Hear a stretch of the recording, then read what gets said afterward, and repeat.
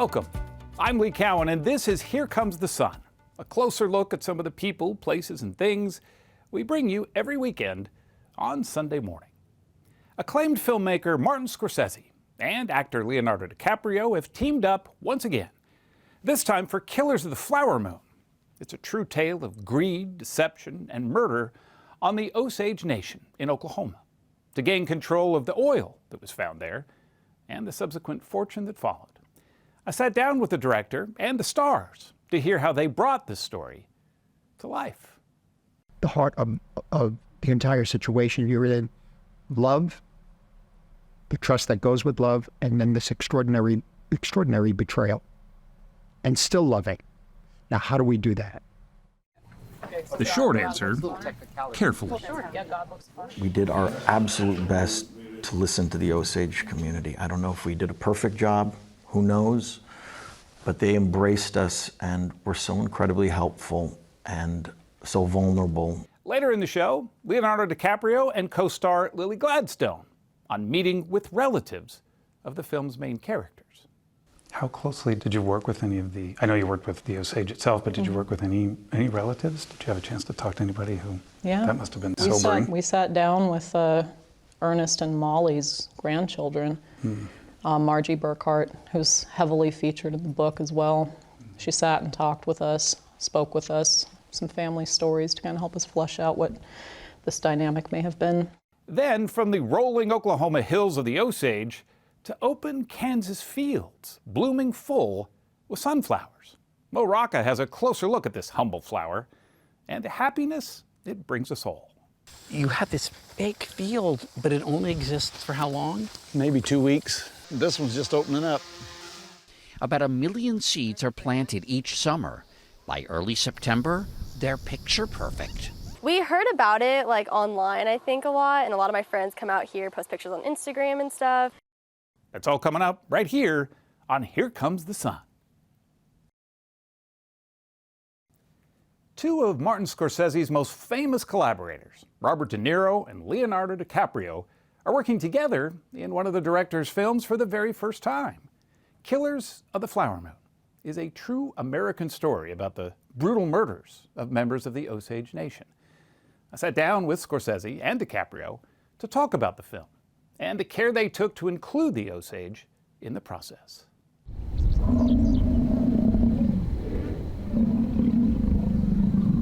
On the plains northwest of Tulsa, Oklahoma, where oil rigs outnumber the bison, lies a stain so dark it makes the crude look crystal clear.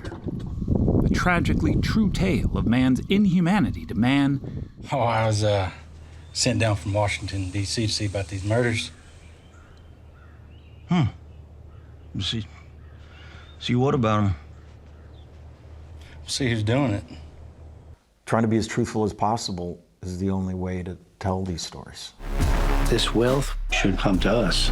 Oscar winners Leonardo DiCaprio, Martin Scorsese, Robert De Niro, and a relative newcomer, Lily Gladstone, teamed up with Apple Original Films to bring David Grann's best-selling book, Killers of the Flower Moon, to life. It's so simple. The front is the front, the back is the back. He has to make it look like he done it himself. It just looks like murder. It's not supposed to be that way. In this case, it's not who done it, who didn't do it. Set and action! It's a sweeping epic, 3.5 hours long, shot on location on the Osage Reservation in Oklahoma, where in 2017, we joined author and journalist David Grann. We're talking about scores of murders, and we're talking about a very small population. Killers of the Flower Moon took Grann a decade to research. Each thread he pulled took him down a darker road. This is a story that has real evil in it. Evil like I've never covered or ever experienced or researched about before in my life. Really? Was that dark? Yeah, yes. The Osage. They have the worst land possible. That evil showed up when the money did. The Osage land was long thought to be worthless. But they outsmarted everybody. The land had oil on it. In the 1920s, oil was discovered here, which almost overnight made the Osage among the wealthiest people per capita in the world. Money flows freely here now. I do love that money, sir. Like a magnet, their newfound prosperity attracted outsiders, white men mostly, who came not just to bilk the Osage out of their oil money, but to inherit it. The only way you could get their money was to marry into their families and then to slowly target them. At this Osage cemetery in Greyhorse lies the evidence that entire families were wiped out, either shot, blown up, drugged, or poisoned. Ernest Burkhart wormed his way into the Osage family tree by marrying an Osage woman named Molly back in 1917. You talk too much. Their real-life love affair, as troubled as it was, is where the film begins. What was that? That's how you are. I don't know what you said, but it must have been Indian for handsome devil. The heart of the entire situation you're in, love, the trust that goes with love, and then this extraordinary betrayal, and still loving. Now, how do we do that? The short answer, carefully. We did our absolute best to listen to the Osage community. I don't know if we did a perfect job, who knows, but they embraced us and were so incredibly helpful and so vulnerable. This is the Osage War Shield, typical of that time, that era. Principal Chief of the Osage Nation, Jeffrey M. Standing Bear, knows the risks of letting Hollywood in. Native Americans have always had someone else tell them the story about us, but we wanted to tell our story. When we spoke with the cast and crew, they were all on that same page, especially Martin Scorsese. You deal with Native Americans and indigenous people, you got to make sure everything we do is as authentic, as accurate, or at least is reasonably accurate from what can be remembered as possible. And respectful. So to that end, he hired as many Osage as possible, both in front of and behind the camera. They really worked hard at this and earned our respect. You felt comfortable with the way they were going to approach it? If you're not comfortable with Marty Scorsese, you're not going to be comfortable with anybody. I tell you. I don't sleep anymore. DiCaprio's co-star, Lily Gladstone, has critics raving. I don't even know if you love me anymore. Molly, of course I love you. She grew up on the reservation of the Blackfeet Nation in Montana. She brought so much to not only her character, but to the entire film. She was an amazing partner to have. Oh, thanks, buddy. It seems like that's emotional, though, for you to hear. I mean, I guess I could try to choke it down and put it somewhere else, but why? Yeah. It is. It is. It's a big responsibility, and it's terrifying. It's hard being a Native actor, having this much that you can audition for. Yeah, Marty showed me what's possible.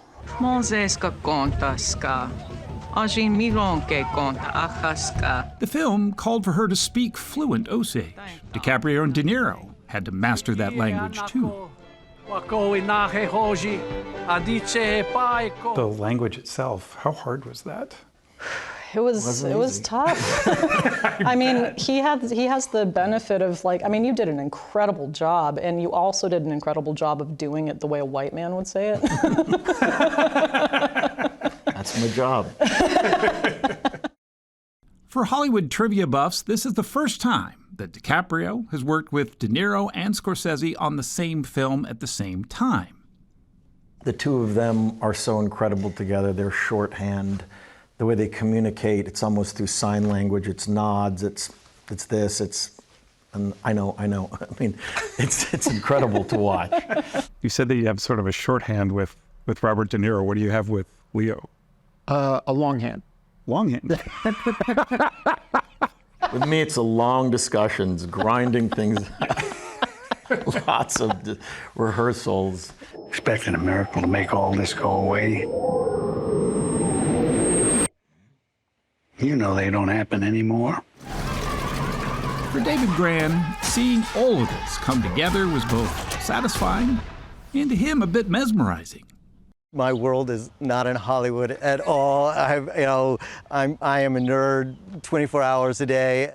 We caught up with him just before the film debuted for the Osage in Tulsa back in July. The idea that now we're standing here and there's going to be a film and more people are going to learn about the history, to me that is what is so powerful and remarkable about it to me. Grann ended his book with a conversation he recalled having with an elderly Osage woman. As she looked out across these plains, she quoted scripture. "The blood cries out from the ground," she said. All these years later, perhaps those cries will finally be heard.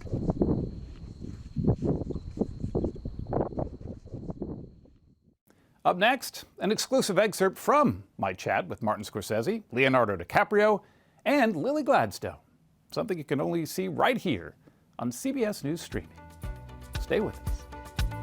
Coming here, I think, opened our eyes to not only the Osage culture, but not only how much it affected generations to come, but how active the Osage were as a part of bringing justice to what happened.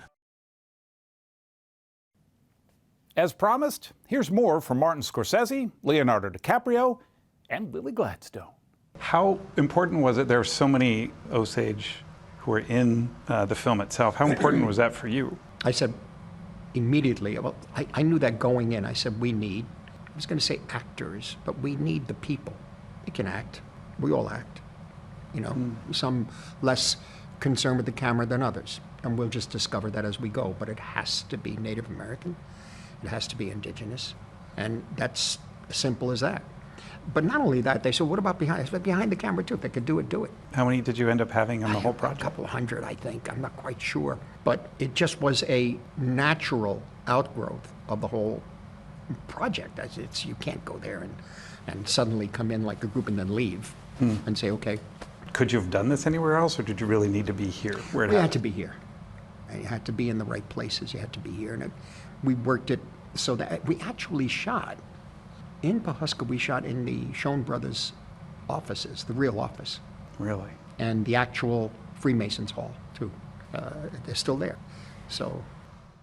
How closely did you work with any of the, I know you worked with the Osage itself, but did you work with any relatives? Did you have a chance to talk to anybody who, that must have been sobering? We sat down with Ernest and Molly's grandchildren. Margie Burkhart, who's heavily featured in the book as well. She sat and talked with us, spoke with us, some family stories to kind of help us flesh out what this dynamic may have been. And on set, as an extra, we ran into Billy Burkhart, another one of the grandchildren of Ernest and Molly, who's still now, when I come back here, he's a very sweet, quiet man. I'll just be in conversation with somebody and I hear over my shoulder, "Hi, Grandma." I turn around, it's like, "Oh, hi, Billy." But it must have been sobering too, I guess, because for them this is not that far removed. It isn't. The generational effects of this, you still feel it. It's still tangible. And I think our job, more than anything, was to listen, because as detailed and incredible as David Grann's book was, it did focus on the birth of the FBI, and this turned into, the original script from that turned into almost a detective story. It's more of a whodunit. Like a whodunit. And coming here, I think, especially for Mr. Scorsese and us, opened our eyes to not only the Osage culture, but not only how much it affected generations to come, but how active the Osage were as a part of bringing justice to what happened. So I think a lot of our job was to sit and listen to, direct descendants of people that were affected by the Osage Reign of Terror, and really try to incorporate their story and their truth into the movie we were making. That was our job. Yeah.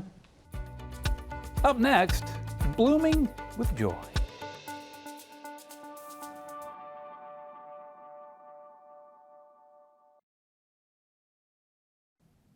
Welcome back. Sunflowers are known for their large, happy-looking blossoms, and when there's hundreds of them, well, that just compounds the happiness. Here's Rocca. Who is responsible for this? Well, I'm responsible for planting them. She's responsible for putting it on Facebook. This field of sunflowers is courtesy of Ted and Chris Grinter. It looks like it goes on forever out there, and it's really pretty. It is breathtaking when the whole field is in bloom and you just see that sea of yellow. That sea of yellow has made Grinter Farms in Lawrence, Kansas, one of the state's most popular spots for sunflower lovers. Thousands visit each year. So tell me about the kinds of people who come here. Oh, all kinds, from everywhere, all over the world, really. One day I met somebody from Australia, Russia, and China in 5 minutes. So many people tried coming in 2016, it caused a 10-mile backup on the highway. The Grinters dubbed it Carmageddon. We broke the interstate. Mm-hmm. People talk about breaking the internet. You broke the interstate. The interstate, yes. I got a call, an angry call from a sheriff that said, you have to close it down. And I said, sir, it's a field. Back in the 1970s, Ted's father hoped to turn sunflowers into biofuel. When that idea went bust, he started harvesting the seeds for bird feed. You have this big field, but it only exists for how long? Maybe 2 weeks. Soon after, Ted joined the family business. This one's just opening up. About 1 million seeds are planted each summer.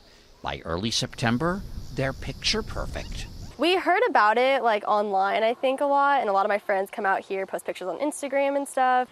The couple doesn't charge admission, but there is a donation box. Leave $1, take a flower. Well, I farm 2,000 acres. I don't make a living off the sunflowers. I mean, it's more of a hobby. That's kind of taken over. If you look around and you see all the smiles on people's faces, we're making a lot of memories. Fun fact, sunflowers are heliotropic. As they grow, they follow the sun each day through the sky. But after they bloom, they're fixed facing east. And sunflower is something of a misnomer, since each head contains up to thousands of tiny flowers known as florets. About 5,000 years ago, they became cultivated into these giant sunflowers that we kind of see today. Caitlin Eckert says sunflowers originated in what's now North America, grown by indigenous people. She oversees educational programming at Powell Gardens near Kansas City. They would use the oil for like their hair, the seeds they would obviously eat. And the stems. Yeah, it's really strong. They used it as a building material, believe it or not. In the late 1800s, sunflowers flexed their political muscle, becoming a symbol of women's suffrage. You'll see those campaign pins typically show a sunflower. It became that symbol moving forward. Now, Kansas may be the sunflower state, but sunflowers are grown across the country. North Dakota actually produces the most. And take a look at these flowers in the Garden State of New Jersey. But only in Ellsworth, Wisconsin, will you find sunflowers like these. So this is Big Bird. She's so thick, and as it opens up, it looks like Big Bird. Steve Coffer is known as Sunflower Steve. That's also the name of his seed company. That can be a cool fall color, a chocolate double flowering sunflower.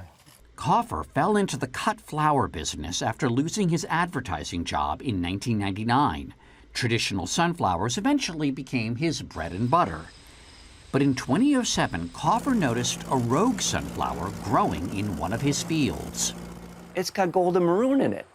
I said, I'd never seen anything like that. He took 12 seeds from that lone flower and planted them the next year. 10 of them were really ugly looking. They just looked terrible. But one of them looked just like the parent plant. And the other one was this dark, dark maroon with a little bit of lemon in it. So we're going to take our high-tech insemination equipment. Getting these flowers to reproduce is no small feat. Couldn't you just get some bees to do this? I do have bees to do this, but I don't want them to share it with all the other flowers. I want to kind of try to control who gets what. You're controlling. experimentation like this has given birth to blooms like Gigi, Lamar, Marley, and Maleficent. When you're doing this, what are you? Are you like a doctor, a mad scientist, or? You know, I think I just have a natural curiosity to think, what if? Sunflower Steve now only sells seeds and in very limited batches, mostly to home gardeners. Well, it's the only place in the world that exists. So, I mean, when you have something nobody else has, you do have an advantage. But it's taken 15 years to get there. Coffer puts his original sunflowers to good use, making murals that have become hits on Instagram. As a child of the 80s, I love the Pac-Man. Yeah, that one is great. For Easter, I had to make the Jesus fish.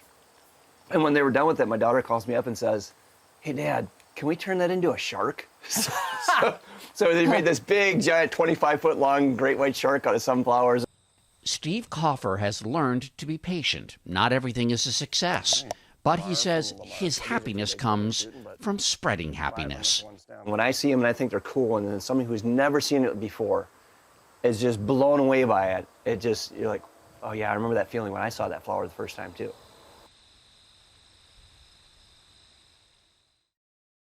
I'm Lee Cowan. Thanks for joining us. We'll see you right here next time on Here Comes the Sun.